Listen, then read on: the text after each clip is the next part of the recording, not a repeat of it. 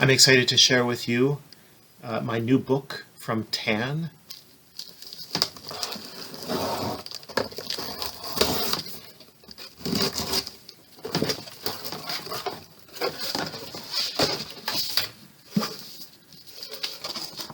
The Once and Future Roman Rite, Returning to the Traditional Latin Liturgy After 70 Years of Exile. This is a book that I have poured myself into. 25 years, 30 years worth of thinking and reflecting and studying and experiencing the liturgy have gone into this book. I'm very pleased with the work that TAN has done. I'm seeing it for the first time now. My copy's just arrived. So let me just tell you a little bit about this book, what the purpose of the book is.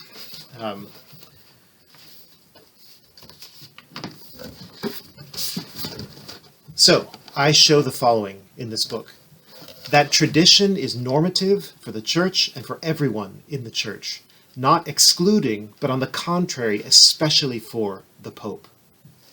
That it is legitimate to speak of organic development in the liturgy, and that we can articulate the laws of said development.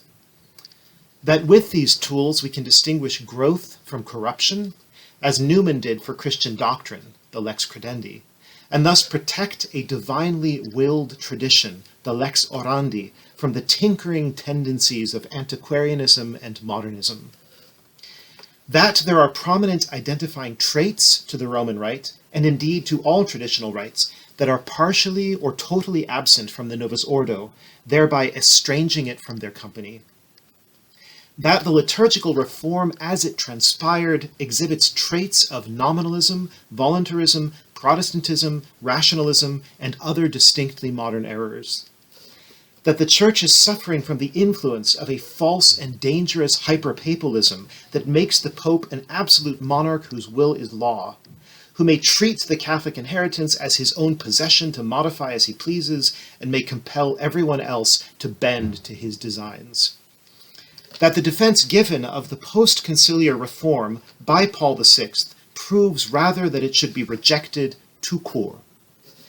That we ought to recover the Roman Rite in its Tridentine plenitude by utilizing editions of liturgical books that do not suffer from the ravages of the ill-considered and temporizing reforms of the mid-1950s and early 1960s.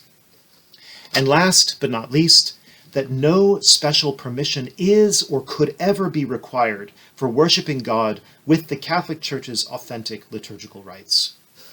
Such are the topics covered in this book. I hope that you will avail yourself of a copy of it.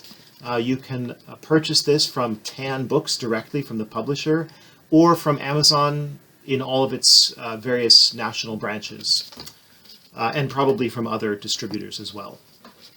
Thank you, and God bless, and happy Feast of St. Francis. I made an earlier video when I was unboxing my new book, The Once and Future Roman Rite, Returning to the Traditional Latin Liturgy After 70 Years of Exile, this book here. But I'm going to make another short video just to talk about some of the special features that you'll find in this book. For one thing, it has a number of beautiful illustrations we decided to add in order to make the point that the liturgy is something truly beautiful and something that inspires great beauty in all of the arts. So in addition to the cover, there are various plates throughout the book. This, for example, showing the miraculous Mass of St. Gregory the Great, a very popular subject in European art. Here we have the Divine Liturgy being celebrated by St. Basil the Great. And then another example would be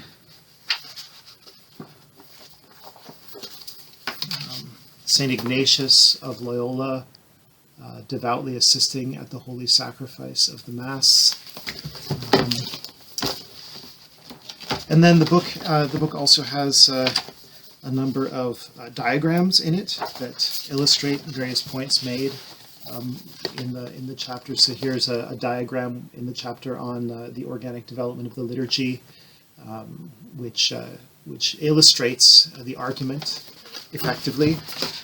And then there is in a later chapter talking about the comparison of the Byzantine, Tridentine, and Novus Ordo liturgies. There's a chart here that covers a couple of pages. Anyway, lots of neat things to look at. And then the book also has a lengthy appendix. It has accurate, typo-free translations of 3 very important addresses that Paul VI gave on the liturgical reform from 1965 and then 2 from 1969, the infamous November 19th and 26th of 1969 addresses, in addition to many other passages from the works from the works of Paul VI, talking about what he had in mind in the reforms. And we need to revive these texts in order to combat false notions about that are being put around about Paul VI's intentions. His intentions were bad; they were not Catholic, and you can see that just from reading his writings. I've brought these writings together in this book.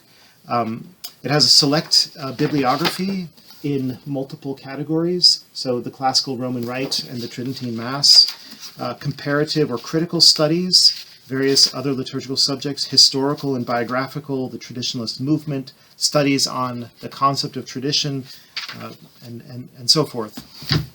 The book has a detailed topical index, very, very detailed index.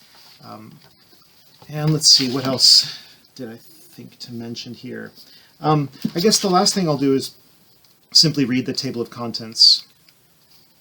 The first chapter is called Tradition as Ultimate Norm. The second chapter is The Laws of Organic Development and the Rupture of 1969. The third chapter, Hyperpapalism and Liturgical Mutation. The fourth, Revisiting Paul VI's Apologia for the New Mass. The fifth, Two Forms, Liturgical Fact or Canonical Fiat. The sixth, How much can the Pope change our rites and why would he? The seventh, Growth or Corruption, Catholic versus Protestant modernist models. The eighth, The Roman Canon, Pillar and Ground of the Roman Rite. The ninth, The Displacement of the Mysterium Fidei. The 10th chapter, Byzantine, Tridentine, Montinian, Two Brothers and a Stranger. The 11th chapter, Rescued from the Memory Hole, and the 12th, The Once and Future Roman Rite. Now, the 1st and 12th chapters appear here in print for the first time. The other chapters were published elsewhere in earlier versions at a number of different places, but they've all been extensively revised and expanded for their inclusion in this book. So if you liked them when you saw them online somewhere or in a magazine, this is the definitive version of those articles. Thank you. God bless.